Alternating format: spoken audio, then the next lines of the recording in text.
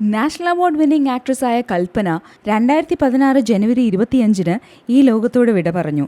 പെട്ടെന്നുണ്ടായ കൽപ്പനയുടെ മരണം എല്ലാവർക്കും വളരെയധികം ഷോക്കാണ് നൽകിയിരിക്കുന്നത്. കൽപ്പനയുടെ ഫാൻസിനാണെങ്കിലും അതുപോലെ തന്നെ മൂവി ഇൻഡസ്ട്രിക്കാണെങ്കിലും. പോപ്പുലർ തിയേറ്റർ ആർട്ടിസ്റ്റായ ചാവറ VP നായർക്കും വിജയലക്ഷ്മിക്കും ഉണ്ടായ രണ്ടാമത്തെ മകളാണ് കൽപ്പന പ്രിയദർശിനി. കലാരഞ്ജിനിയും ഉർവശിയും കൽപ്പനയുടെ സഹോദരിമാരാണ്.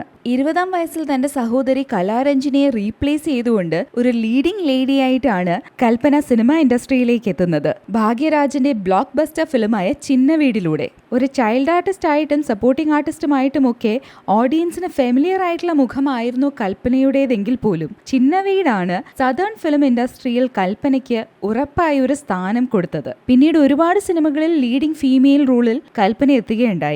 കമലഹാസൻ സ്റ്റാററായ സതി ലീലാവതിയിൽ ഉൾപ്പെടെ. പക്ഷേ മലയാളി ഓഡിയൻസിന്റെ ഇടയിൽ കൽപ്പന എപ്പോഴും തന്റെ കോമിക്കൽ അപ്പിയറൻസിനായിരുന്നു ഫേമസ് ആയിരുന്നത്. മലയാളം ഫിലിം ഇൻഡസ്ട്രിയിൽ അൺഡൗട്ടഡ്ലി ഉണ്ടായിരുന്ന ഒരേ ഒരു ഫീമെയിൽ കൊമേഡിയനാണ് കൽപ്പന. അതും ജഗതി ശ്രീകുമാറിന്റെ സ്റ്റാർഡത്തോടൊപ്പം തന്നെ നിന്നിരുന്ന ഒരു സ്റ്റാർ. പക്ഷെ കൽപ്പനയ്ക്ക് എപ്പോഴും ഒരു സീരിയസ് റോൾ ചെയ്യാനായിരുന്നു താല്പര്യം. തനിച്ചല്ല ഞാൻ എന്ന സിനിമയിലാണ് കൽപ്പനയ്ക്ക് നാഷണൽ അവാർഡ് കിട്ടുന്നത് ബെസ്റ്റ് സപ്പോർട്ടിംഗ് ആക്ട്രസിനായിട്ട്. തന്റെ അവസാന സിനിമയായ ചാർലിയിൽ കൽപ്പന വളരെ ഇൻറ്റൻസ് ആയിട്ടുള്ള ഒരു റോളാണ് ചെയ്തത്. എന്തായാലും കൽപ്പന എന്നൊരു ആക്ട്രസിനെയും അത്തരമൊരു പേഴ്സണാലിറ്റിയെയും നമ്മുടെ ഇൻഡസ്ട്രിക്ക് ഒരിക്കലും റീപ്ലേസ് ചെയ്യാൻ കഴിയില്ല എന്നുള്ള കാര്യം ഉറപ്പാണ്.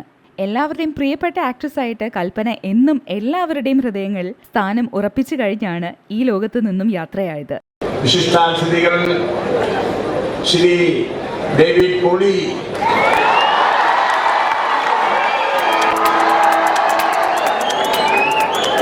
യുവജനോത്സവത്തിനും കലോത്സവം നടക്കുന്ന ദിവസങ്ങളെല്ലാം എനിക്ക് അവധിയായിരുന്നു.